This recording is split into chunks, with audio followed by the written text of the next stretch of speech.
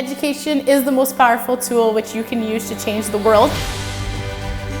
It just happened. She looked at a word and she knew it. So that was really reinforced. This is why I teach. Don't worry, be, as in be happy. One of the most rewarding parts about being a teacher is you know that you're in fact making a difference for these kids in their lives. I've never felt alone or felt like I didn't know something or I couldn't go to somebody if I had questions, which is awesome. So my mom's a teacher here in East End School, and my grandma was a teacher, and I have aunts and uncles who are teachers and principals. Well, I think I would advise any new teacher that teaching is a noble profession. The key to success as a teacher is developing those relationships. Education is the one thing that they can't take away from you. It's the kids, it's those little moments where they finally get a concept, the smiles, the laughter.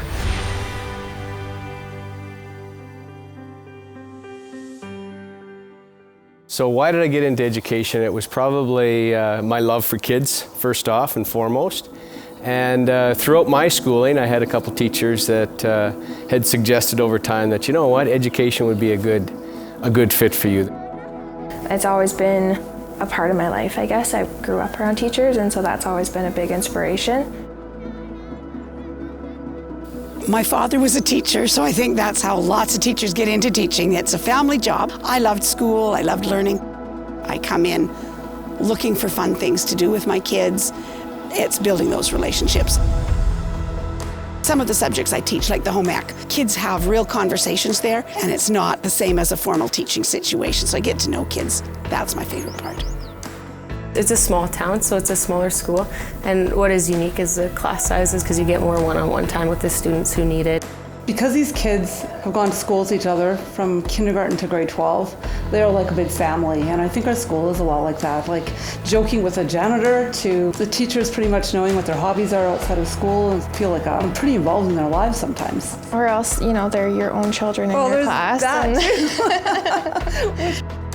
I was fortunate to be able to have my first teaching job in the school that I graduated from.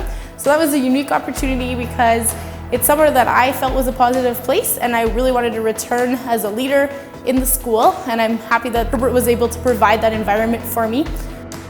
So it's a colony school. It's a bit different than a public school in a town. Each colony really seems to have its own sort of unique culture apart from other colonies. The difference from a public school would be that my grade 1s are currently learning grade 3 and 4 lessons. So I do a lot of modifying to help fit their learning age as well as fit the learning age for the older kid that is learning that right now. It's interesting that we were a collection of a bunch of different schools that really came together, and so it's taken us some time to develop our own culture. You may have noticed the big quilt that we put together in our inaugural year. And so that is something that I think brought us together, and I think our culture has only grown from that. The culture at the comp is very relaxed. You see a teacher, it's always, hey, how's it going? They always stop to talk to you, make sure that you're doing all right. Kids come down here and they'll spend time down here outside of class just to, be here. Growing up, my mom was a teacher. I had two aunts who were a teacher, a brother who was a principal of a school, a sister who was a principal of a school. Two of my siblings are also teachers, and my sister-in-law is a teacher. So when family affairs, birthday parties, it was aunts talking school talk. It's the family curse. We're all teachers. And so now Cleo can be part of the shop talking, which is pretty fun. I can think of one story in particular when I was at the comp. There were some kids that were using some foul language, and I went over and I'm giving them my mean face, telling them, they should be better role models, and the kid looks at me and he says, Mr. Braun, he says, I think you've got a piece of lettuce in your tooth. And I just had to laugh because, it was just, that's how kids are. And they kind of tell it how it is, and it made light of the situation, and those kind of moments that really stick out, and they make the job exciting. I think the biggest challenge that I've come across is kids who are needing extra help, needing extra time. In the same classroom, you've got kids who are ready to fly, and you've somehow got to meet all of those needs at one time.